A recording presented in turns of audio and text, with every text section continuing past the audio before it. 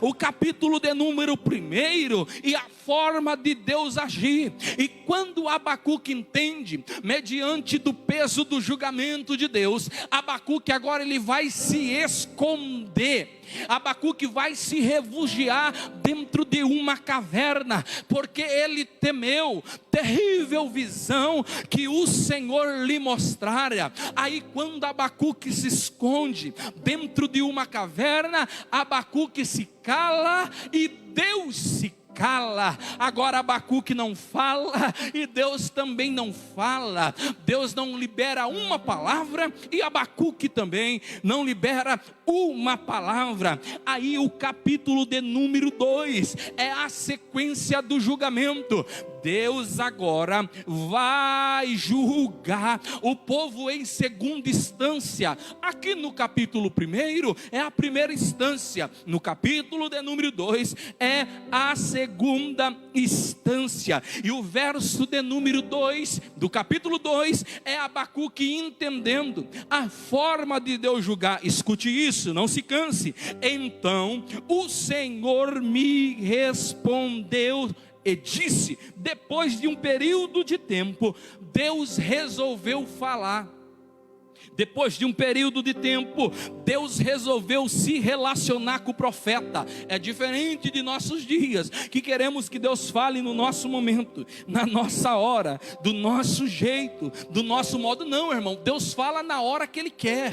Deus se apresenta na hora que Ele bem entender. Ô pregador, eu não vou mais servir a Deus. Segura, eu não vou mais servir a Deus porque Ele não fala comigo, irmão. Você vai comprar uma grande briga com você mesmo. Deus, Ele não trabalha porque Ele é teu mordomo. Deus, Ele não fala porque Ele é teu serviçal. Ele fala com você por causa da misericórdia e do sacrifício dele no Calvário. Se tu quiser parar, tu vai perder todo o tempo de caminhada. Então no céu não tem pressão, fique tranquilo. O céu não sofre pressão. O céu não sofre pressão. O céu não sofre pressão. Deus fala quando Ele quer.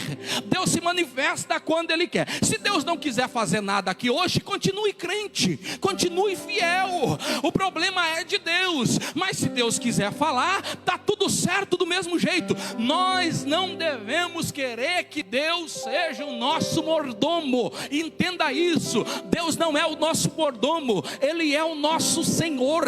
Deus não é o nosso empregado, Ele é o nosso Senhor. Então temos que ter mais respeito com Ele. Aí Deus resolve falar, e olha o que Deus resolve falar: escreve a visão de forma bem legível sobre as tábuas, para que ninguém que possa ler o que correndo passa. Deus está dizendo: você vai escrever essa visão numa tábua bem grande, mas bem legível, para aqueles que até que passam correndo entenda o que está escrito. Aí o verso de número 3, o texto diz assim: porque a visão é ainda para um tempo determinado, e até ao fim falará e não mentirá. Se tardar, espera-o, porque certamente virá e não tardará. O verso de número 4: eis que a sua alma se incha, não é reta nele,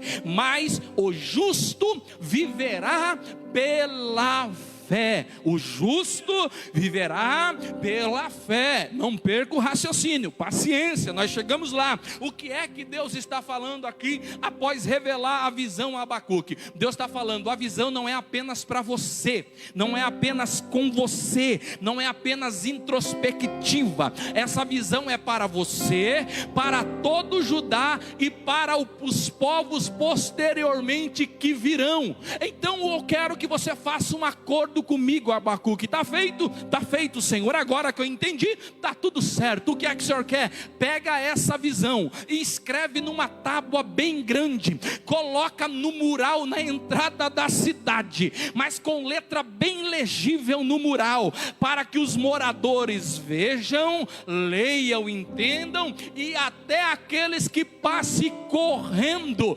leiam e entendam. Imagine o tamanho do banner, imagine o tamanho tamanho da placa para passar correndo, ler e entender. Era bem grande, mas Deus estava estabelecendo um pacto com Abacuque na seguinte tocante. Deus estava dizendo: eu vou cumprir, escute isso, e o que eu estou falando para você, Abacuque, eu vou fazer, mas também que todo o povo saiba que eu falo e não minto, que eu falo e não sou mentiroso. Escreve numa tábua bem grande, porque certamente pode até tardar, mas vai acontecer. Aleluia. Certamente não pode acontecer aqui, mas vai acontecer lá na frente. Escute isso aqui, aguce bem o seu ouvido para esse recado importante. Possivelmente eu estou pregando para uma geração que será a última geração. Possivelmente eu prego para a geração que será a última geração. Porém, esta última geração está um pouco desinteressada nos oráculos e verdades da palavra de Deus. Alguém até duvida que Deus não faça mal porque está aqui dentro. Alguém até queira medir força com Deus porque é filho de cristão e a mão de Deus não pode pesar. Possivelmente eu prego para alguém aqui que ainda não firmou um relacionamento vivo e verdadeiro com Deus. Ou por que não dizer, eu estou pregando para alguém que apenas está participando do grupo do jovem e está camuflado no meio para dizer que está firme. Possivelmente eu estou pregando para crentes aqui portadores de promessa, mas que não estão levando as promessas de Deus a sério em sua vida. Olhe bem, escute bem. Possivelmente eu estou falando para jovens que têm futuros promissores logo ali na frente. Eu estou falando para pastores, missionários, liderança, e por que não dizer liderança da nossa sociedade, mas pela falta de compreensão, pela falta de entendimento, você está dizendo assim no teu coração: ainda não é o meu tempo, ainda não é a minha hora, ainda não é o meu momento, tem um pouquinho ainda mais de tempo para mim aproveitar a minha mocidade, para ainda eu aproveitar a minha vida, para ainda eu aproveitar o que eu tenho para viver. Aí só depois eu vou assumir o compromisso. Deixa eu te lembrar que a profecia já está estampada na entrada da cidade para que todo mundo veja, para que olha aqui bem para mim, para que todo mundo enxergue, para que todo mundo leia, para que todo mundo que entenda que quando Deus fala, Ele cumpre, que quando Deus revela, Ele vela pela tua palavra. Possivelmente eu estou pregando para um grupo minúsculo aqui, mas está no nosso meio, que não tem interesse algum com as causas espirituais do reino. Possivelmente eu estou pregando para alguém, segura aí, vai apertar, mas nós chegamos lá, que eu estou pregando para jovens aqui, que tem uma chama no teu coração, mas não entenderam que para a promessa cumprir, é necessário que entre no caminho da renúncia, é necessário que entre no caminho da humilhação, é necessário que entre no caminho do altar, é necessário que volte ao primeiro amor, é necessário que volte a praticar as primeiras obras. E talvez você está dizendo: ô pregador, essa palavra não é para mim, porque eu estou legal, está tudo bem comigo,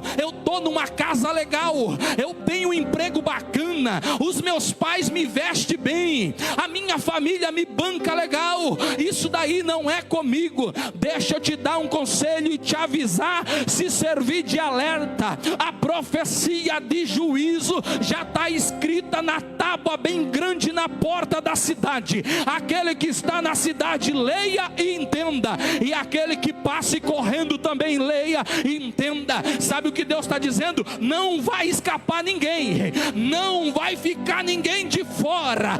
Quando a minha espada descer, aleluia, lá vai, quando a minha espada descer, todos, tanto na cidade e aqueles que passam na cidade, serão pegos no meu julgamento, porque eu sou Deus e